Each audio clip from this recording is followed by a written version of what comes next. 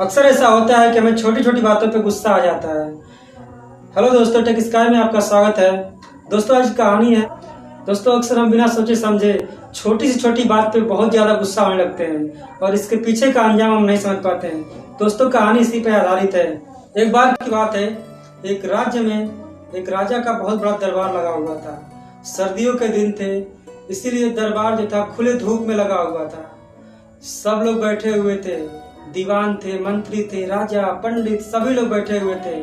यहाँ तक कि उन राजा के परिवार के भी लोग थे।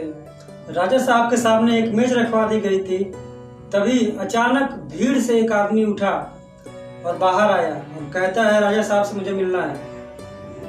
मेरे पास दो चीजें हैं जिनकी मैं परीक्षा लेना चाहता हूँ कि राजा साहब तक मेरी बात पहुँचाई गई है या नहीं। राजा साहब ने बोला, आने दीजिए उस आदमी को दरबार में। राजा साहब के सामने एक मेज रखवा दी गई थी। तभी अचानक भीड़ से एक आदमी उठा और बाहर आया और कहता है, राजा साहब से मुझे मिलना है। मेरे पास दो चीजें हैं जिनकी मैं परीक्षा लेना चाहता हूँ कि राजा साहब तक मेरी बात पहुँचाई गई है या नहीं। राजा साहब ने बोला, आने दीजिए उस आदमी को दरबार में। वह व्यक्ति इजाजत लेके राजा साहब के सामने पहुंचा और कहा, राजा साहब ने उससे कहा, बताओ क्या बात है।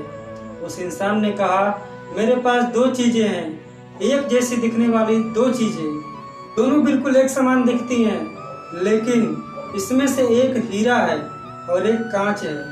मैं कई राज्यों से होकर आया हूँ, कई राजाओं से मिला हूँ, लेकिन कोई भी राजा इसमें असली और नकली का फर्क नहीं बता पाया है।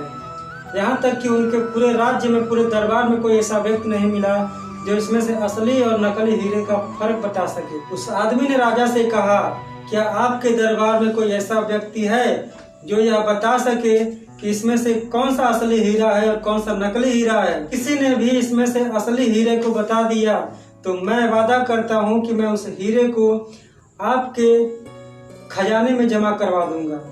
अगर कोई भी व्यक्ति इस हीरे को नहीं पहचान पाया तो मैं इस हीरे के बराबर की कीमत आपसे लूंगा।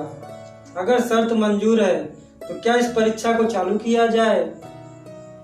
इसी तरह से मैं इसको जीतते चला आ रहा हूँ। राजा साहब ने कहा, ठीक है, मुझे तुम्हारी शर्त मंजूर है। सामने मेज रखी हुई थी, उस पर दोनों हीरों को रखवा दिया गया, जिसमें से एक नकली हीरा था और एक असली हीरा था। राजा साहब ने अपने मंत्री और दीवानों से कहा कि आइए और आप लोग बताइए इसमें से कौन सा असली हीरा है और कौन सा नकली हीरा है। राजा साहब के दरबार से कुछ लोगों ने हिम्मत की और बाहर आए, और कुछ ने सोचा कि अगर राजा साहब हार गए तो उल्टा दोष हम पर आ जाएगा, और इस डर से लोग बाहर नहीं आए। राजा साहब को भी समझ में नहीं आ रहा था कि यह तो हार होती जा रही है। तभी भीड़ में से एक अंधे बाबा बाहर निकल कर आए और उन्होंने कहा, महाराज, इस परीक्षा को मुझे करने की इजाजत दी जाए, मुझे राजा साहब से मिलने दिया जाए, मैं एक बार कोशिश करना चाहता हूँ। राजा साहब तक बात पहुँचाई गई कि एक अंधे बाबा हैं, वो आना चाहते हैं, वो भी एक बार कोशिश करना चाहते हैं।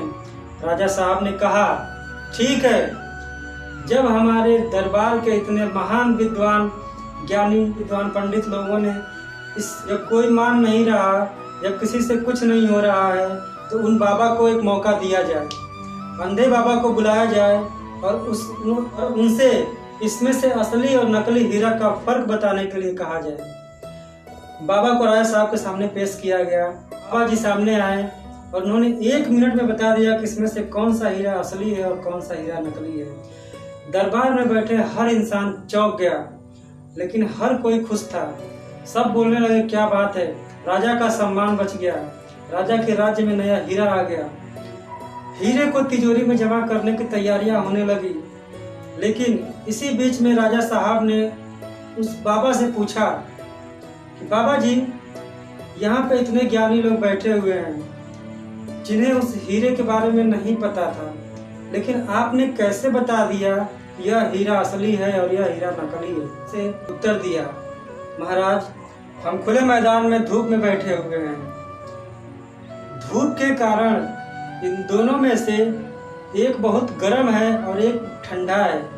महाराज, जो ज़्यादा गर्म है वह कांच है, और जो ठंडा रह गया वह हीरा है। इतना सुनते ही सभा में बैठे सभी लोग चुप हो गए और साधु महाराज की वाह वाह करने लगे और तालियां बजाने लगे। दोस्तों, कहानी से हमें सीखने को मिलता है कि जिंदगी में हमें छोटी छोटी बातों पर गुस्सा करते रहते हैं, नाराज होते हैं, अपनों से नाराज होते हैं। हमारे इस गुस्से की वजह से हमारी जिंदगी से दोस्त कम होने लगते हैं और धीरे धीरे हमसे सभी लोग रूठते हुए चले जाते हैं। दोस्तों, कितनी भी विपरीत परिस्थिति आ जाए, हमें हीरे की तरह शांत रहना चाहिए।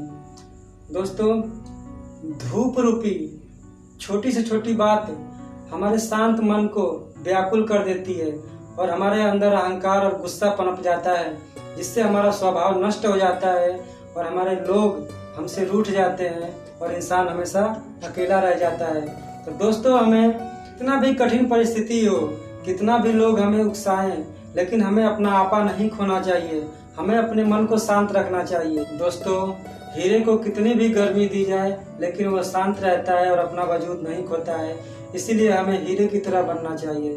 तो दोस्तों, अगर वीडियो अच्छी लगी हो तो वीडियो को लाइक शेयर और सब्सक्राइब जरूर करें, और हाँ, वो बेल आइकन भी दबा लें, जिससे हमारे वीडियो का नोटिफिकेशन आप तक जरूर पहुंचे। तो मिलते हैं अगले वीडियो में, तब तक के लिए नमस्कार।